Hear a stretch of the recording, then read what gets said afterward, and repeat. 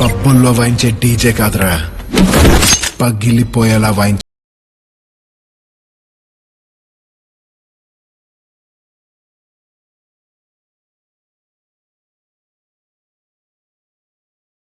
సన్నబియ్యం అని చెప్పానా?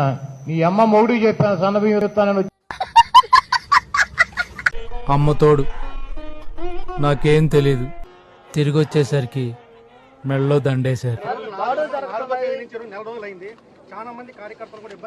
మాట్లాడేంటి? కొంపదీసి మోగోడా ఏంటి? భారత రాజ్యాంగ వ్యవస్థని నిర్వీర్యం చేసే విధంగా ఫేస్ చూస్తేనే తెలుస్తుందిరా, నీచ్ కమీన్ కుత్తేలు మీరేనని. అవును బాబు. అరే మాట్లాడరా, మాట్లాడరా, అరే మాట్లాడరా. మనం చెప్పింది వాడు చేయడయ్యా, వాడికి వచ్చిందే చేస్తాడు. ఆ ఈవీఎం ఏదైతే పగలగొట్టిన కేసులు ఏదవుతుందో తనకు బెయిల్ వచ్చింది. ఆ విషయం మాకు తెలుసులే. ఈ రోజు తాను బెయిల్ అక్కడ లోపల ఉన్నది ఈవీఎం పగలగొట్టిన కేసులో కాదు, తను లోపల ఉన్నది. ఎందుకు? ఈవీఎం పగలగొట్టిన కేసులో అన్యాయం జరిగింది అని చెప్పి, అన్యాయం జరుగుతా ఉన్న పరిస్థితిలో ఎమ్మెల్యే అక్కడికి పోయి అడ్డుకునే కార్యక్రమంలో జరిగింది అని చెప్పి కోర్టు. నువ్వు ఎలా చెప్పావు తెలుసా? ఆకిస్ పాక్ పాకిస్ ఆక్ పాక్ కరేపాకులే చెప్పావు. కోర్టు కూడా గుర్తించాయి కాబట్టి తనకు బెయిల్ వచ్చింది. కానీ కానీ మళ్ళా తర్వాత ఏం జరిగింది ఏమో నాకేం తెలుసు. ఇన్సిడెంట్ జరిగిన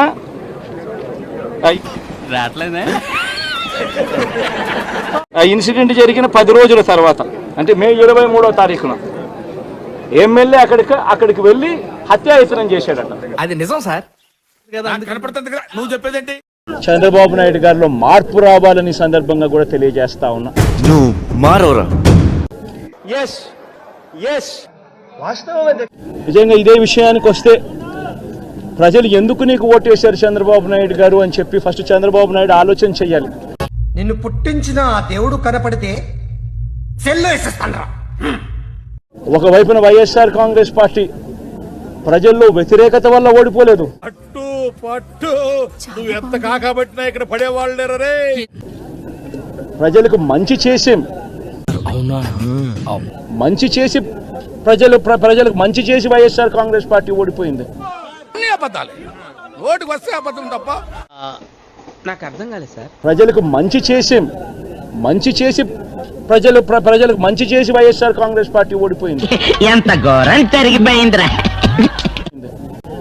ఎందుకు ఓడిపోయింది అని అంటే, ఆల్రెడీ ఆడి మీద లేని కేసు లేదు. చివరాఖరికి జనగణమన పాఠం రాదని కూడా కేసు ఉంది ఆడి మీద. అవసరమా అధ్యక్ష? నిజమే కదండి. చంద్రబాబు నాయుడు చేసిన మోసపూరిత హామీలకు కూసేగాడిది వచ్చి మేసేగాడిదని సెడదే సార్. అదే ప్రజలు కాస్తో కూస్తో కొద్దిగా నీ వాదేటి బామ్మది. ఆ 10% కాస్త అటువైపున షిఫ్ట్ అయి చంద్రబాబు నాయుడు గారు అధికారంలోకి వచ్చిన పరిస్థితులు. రాక్షస ప్రయత్నాలన్నీ చేశాడు కానీ జరగలేదు, జరగదు. దరిద్రపు జాతకం. ప్రతి ఒక్కరూ కూడా వాళ్ళ స్థాయిలో రెడ్ బుక్స్ అని చెప్పి రెడ్ బుక్లు పెట్టుకొని ఉండరు. చంద్రబాబు నాయుడు స్థాయిలో చంద్రబాబు నాయుడు ఒక రెడ్ బుక్, లోకేష్ స్థాయిలో లోకేష్ ఒక రెడ్ బుక్. ఎంత పిరికి సన్నాసులు సీమలు ఎలాగరా పుట్టారు? చత్తనా కొడుకు. ఎమ్మెల్యే స్థాయిలో ఎమ్మెల్యే ఒక రెడ్ బుక్, మండల స్థాయిలో మండల నాయకుడు ఒక రెడ్ బుక్, గ్రామ స్థాయిలో గ్రామంలో ఇంకో రెడ్ బుక్, గ్రామ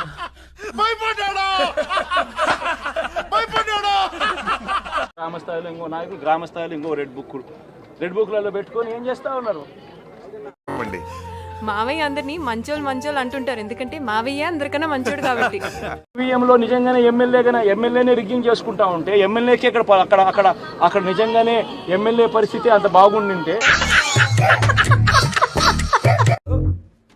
కోర్టు కలెక్షన్ గురించి మాట్లాడిన డిఫెన్స్ లాయర్ గారికి 325 రూపాయలు జరిమానా విధించడమైనది. 325 రూపాయల చిల్లరా మిలాద్.